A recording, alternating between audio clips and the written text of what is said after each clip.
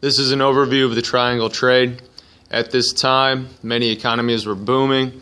With the help of slavery, more and more goods were being traded and sold. Manufactured goods such as guns, we had alcohol, luxuries such as mirrors and copper kitchenware, and also cash crops such as tobacco. Now, all these manufactured goods fall into the category of mercantilism. All the resources coming from the new Americas were being taken back to Europe, manufactured, and then sold back for an extremely large profit.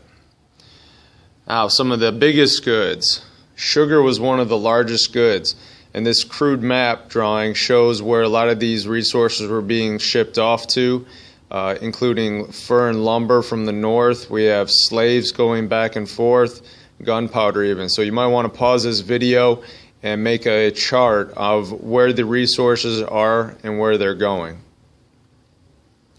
Now, eventually, as we know, greed takes over in some smart business plans, because why should you trade when you can just conquer, take over, and then you don't have to trade anything for the resources?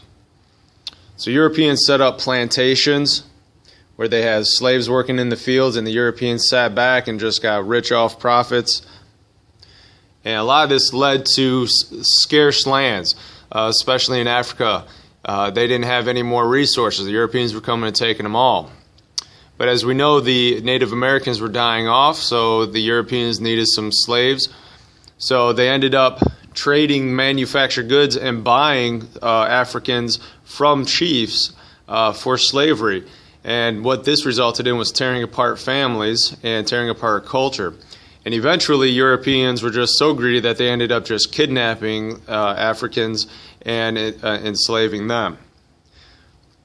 Now, this chart shows that 95% of slaves actually went to plantations in South America. Only 5% came to the Americas to be sold.